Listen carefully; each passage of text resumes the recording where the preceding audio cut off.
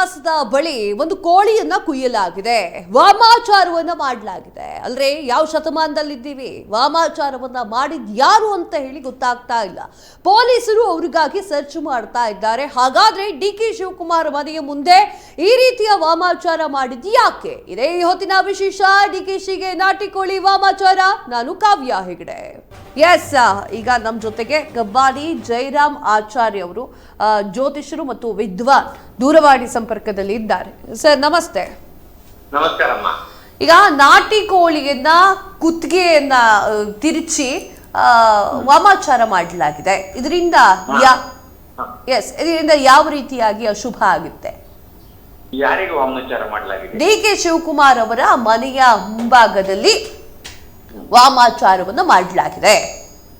ಸರಿ, ಅವರು ಕರ್ನಾಟಕದ ಈಗ ನೂತನ ಮುಖ್ಯಮಂತ್ರಿ ಆಗಿ ಆಯ್ಕೆ ಆಗಿದ್ದಾರೆ. ಅವರು ರಾಜಕೀಯವಾಗಿ ಒಂದು ಪ್ರಬಲ ವ್ಯಕ್ತಿ ಆಗಿದ್ದಾರೆ. ಅವರಿಗೆ ಶತ್ರುಗಳು ತುಂಬಾ ಇರ್ತಾರೆ.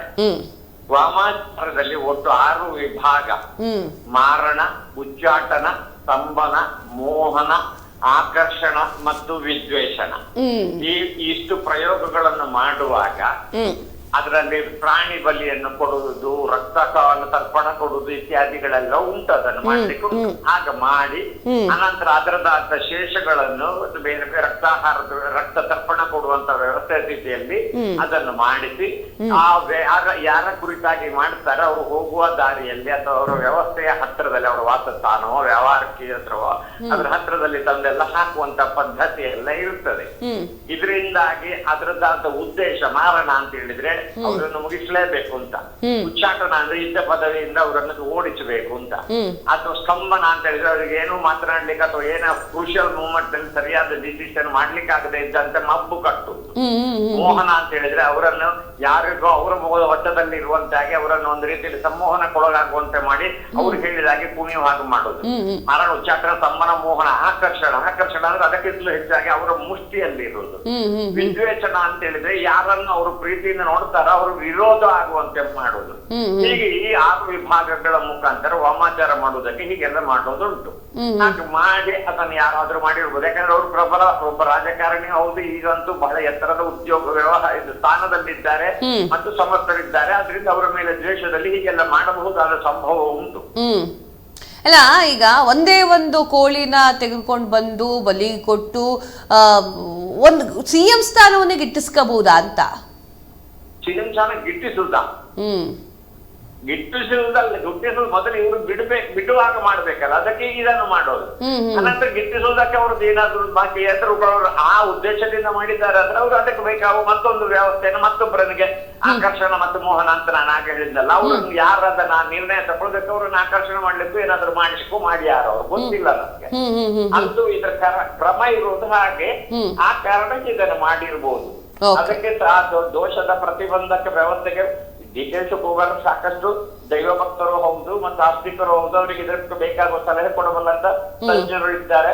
ಅದಕ್ಕೆ ಅವರು ಬೇಕಾಗುವ ನಿವೃತ್ತಿ ಮಾಡಿಕೊಂಡಾರೆ. ಇಲ್ಲದಿದ್ರು ಇದಕ್ಕೆ ಉಚ್ಚಾಟನ ಪ್ರಕ್ರಿಯೆಯ ಸಹಿತ ಒಂದು ಉಚ್ಚಾಟನ ಹೋಮ ಅಂತ ಮಾಡಿ ಸುದರ್ಶನ ಹೋಮ ಮಾಡಿದ್ರೆ ಇಂಥ ದೋಷಗಳ ಉಪಶಮನಕ್ಕೆ ಈಗ ಈ ರೀತಿ ವಾಮಾಚಾರವನ್ನು ಎರಡು ಉಂಟು ಕ್ರಮ. ಒಂದು ಮಹಾಭಿಚಾರ ದೋಷ ಅಂತ ಹೇಳಿದ್ರೆ ಹೀಗೆ ಮಾಡುದು ತಂದು ಹಾಕೋದಿಲ್ಲ. ಅದರಲ್ಲಿ ನೀಚ ಪ್ರಯೋಗ ಅಥವಾ ಶಲ್ಯತಂತ್ರ ಪ್ರಯೋಗ ಅಂತ ಅದಕ್ಕೆ ಹೀಗೆಲ್ಲ ಮಾಡುವಂತ ಕ್ರಮ ಉಂಟು. ಇದು ಆ ತರದ ನೀಚ ಪ್ರಯೋಗ ಅಂತ ಹೇಳಿದ್ರೆ ಈ ತರದ 6 ವಿದ್ವೇಷಣದ ವ್ಯವಸ್ಥೆ ಸ್ಥಿತಿಯಲ್ಲಿ ಮಾಡುವಂತದ್ದು. ಆದ್ರಿಂದ ಇದು ಆ ತರದ ಕ್ರಮ. ಅದನ್ನು ಯಾಕಂದ್ರೆ ಇದನ್ನು ಜನಿವಾರ ಹಾಕಿದವರು ಈ ತರ ಮಾಡುವ ಹಾಗಿಲ್ಲ. ಜನಿವಾರ ಹಾಕದೇ ಇರುವಂತ ಇತರೇ ವೇಳೆಗಳ ಮುಖಾಂತರದ ಸ್ಥಿತಿಯಲ್ಲಿ ಈ ತರ ಮಾಡುವಂತ ಪದ್ಧತಿ ಇದೆ. ಈಗ ಕೊನೆಯದಾಗಿ ಅವರು ಈ ರೀತಿಯ ಪರಿಹಾರವನ್ನು ಯಾವ ರೀತಿ ಮಾಡ್ಕೊಳ್ಬೇಕು? ಇದಕ್ಕೆ ನಾ ಹೇಳಿದ್ನಲ್ಲ, ಉಚ್ಚಾಟನ ಪ್ರಕ್ರಿಯೆಯೊಂದಿಗೆ ಅದಕ್ಕೆ ಉಚ್ಚಾಟನ ಹೋಮ ಅಂತಿದೆ. ಅದಕ್ಕೆಲ್ಲ ಮಾಡಿಕೊಡ ಆ ಉಚ್ಚಾಟನ ಹೋಮ ಅಂತ ಮಾಡಿಕೊಂಡು ಅದನ್ನ ಜ್ಯೋತಿಷ ಮಂತ್ರವಾದ ಪೌರೋಹಿತ್ಯ ಗೊತ್ತಿದ್ದಂತ ಸಮರ್ಥರನ್ನು ಇಟ್ಟುಕೊಂಡವರು ಈ ವಾಮಾಚಾರವನ್ನು ಉಚ್ಚಾಟನೆ ಮಾಡಿ ರಾಶಿಯಲ್ಲಿ ಅದು ಶೈವ, ವೈಷ್ಣವ, ಶಾಕ್ತೇಯ ಈ ರೀತಿ 3 ತರದಲ್ಲಿ ಅಂದ್ರೆ ಅದಕ್ಕೆ 3 ತರದ ಕ್ರಮ. ಅದಕ್ಕೆ ಗಣಗಳು ಬೇಕು ವಾಮಾಚಾರಕ್ಕೆ.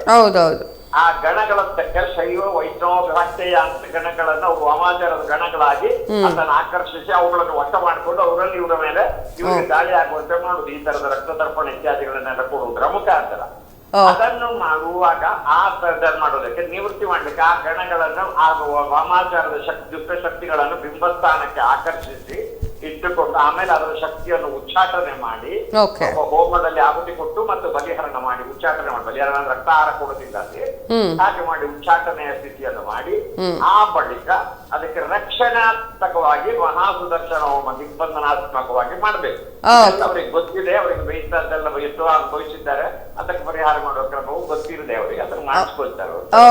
Okay sir, okay, thank you sir, ನಮ್ಮ ಜೊತೆಗೆ ಮಾತನಾಡಿದ್ದಕ್ಕೆ ಧನ್ಯವಾದಗಳು.